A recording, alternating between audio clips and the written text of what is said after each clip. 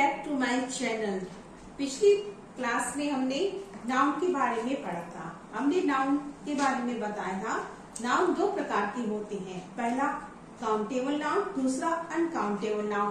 Countable noun को हमने तीन भागों में बांटा था, पहला प्रॉपर नाउन, दूसरा कॉमन नाउन, तीसरा कलेक्टिव नाउन। और अनकाउंटेबल नाउन को हमने दो भागों में बांटा था, मटेरियल नाउन और एब्स्ट्रैक्ट नाउन। अब हम यहाँ इन सभी नाउन्स के बारे में डिटेल से पढ़ेंगे। तो आइए प्रॉपर नाउन से शुरुआत करते हैं। प्रॉपर नाउन, प्रॉपर नाउन को व्यक्तिवाचक संज्ञा भी कहते हैं।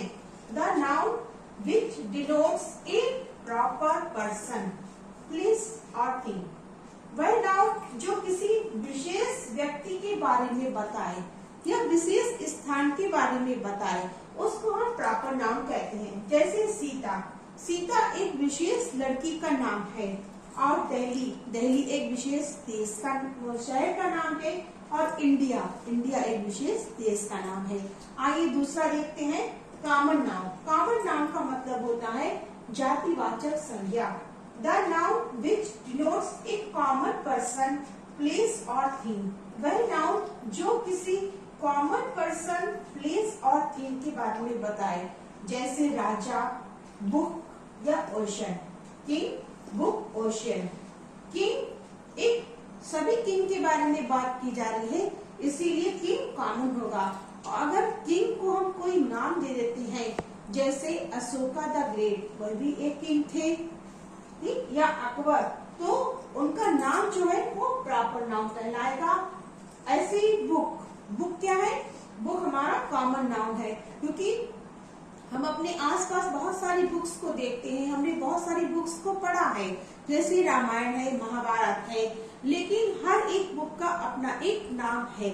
आप अपने सब्जेक्ट में, अपने सिलेबस में भी एसएसटी की बुक, साइंस की बुक, इंग्लिश की बुक, हिंदी का बुक, अलग अलग बुक्स को नाम से पुकारते हैं। तो हम उस बुक को जो नाम देते हैं वो प्रॉपर नाउन कहलाता है। बाकी सारी बुक्स को आप केवल बुक्स ही कहते हैं।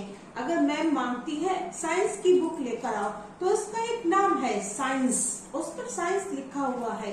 इस तरह से हम समझते हैं कि बुक जो है वो एक कॉमन नाउन है, और बुक को जो नाम दिया जाता है या किताब, जिस किताब का कोई नाम होता है, वो हमारा प्रॉपर नाम होता है।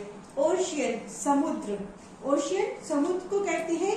दुनिया में बहुत सारे समुद्र हैं, प्रशांत महासागर है, अटलांटिक महासागर है, तो ये बहुत सारे ओशियन है। लेकिन जब हमने इनका नाम बताया, जैसे प्रशांत महासागर या अटलांटिक ओशियन बोला, तो इसको प्रॉपर नाउन बोलेंगे, इनके नेम को प्रॉपर बोलते हैं।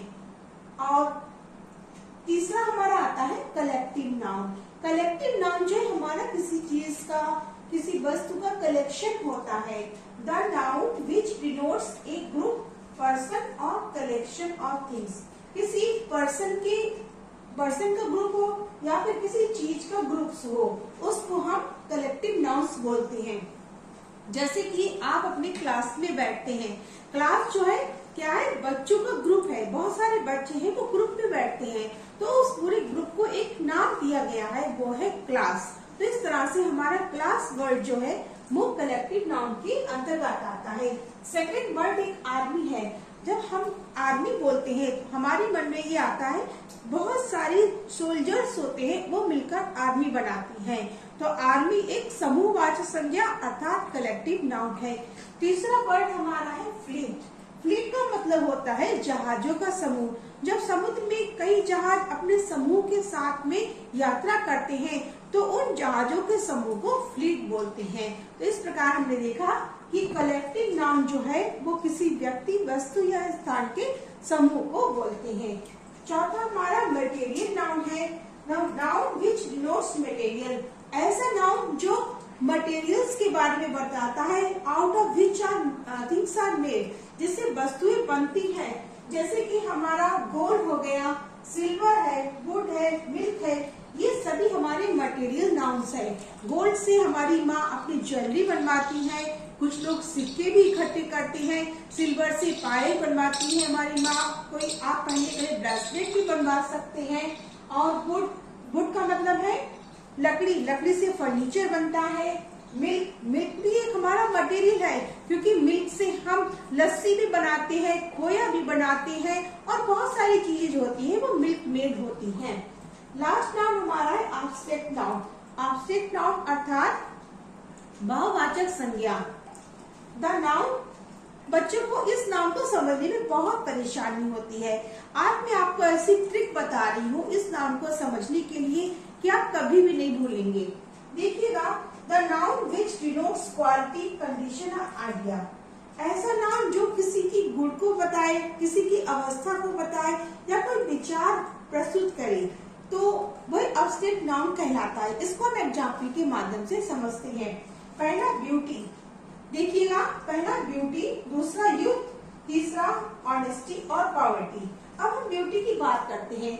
ये एब्स्ट्रैक्ट नाउन होते हैं भाववाचक संज्ञा, अर्थात इसमें हमारी भावनाएं, हमारे इमोशंस और कंडीशंस जुड़ी हुई होती हैं। जैसे कि हमने कहा ऑनेस्टी, वह एक ईमानदार व्यक्ति है तो उसकी ईमानदारी को किसी चीज से नापा तौला नहीं जा सकता और ना ही उसको हम छू सकते हैं। केवल हम महसूस कर सकते हैं। जिन चीजों को केवल हम महसूस कर सकते हैं वो हमारे भाववाचक संज्ञा में आते हैं। दूसरा है यूथ, जवानी। जवानी को भी केवल महसूस किया जा सकता है। और तीसरा है ऑनेस्टी, ईमानदारी। ईमानदारी को भी केवल फील किया जा सकता है।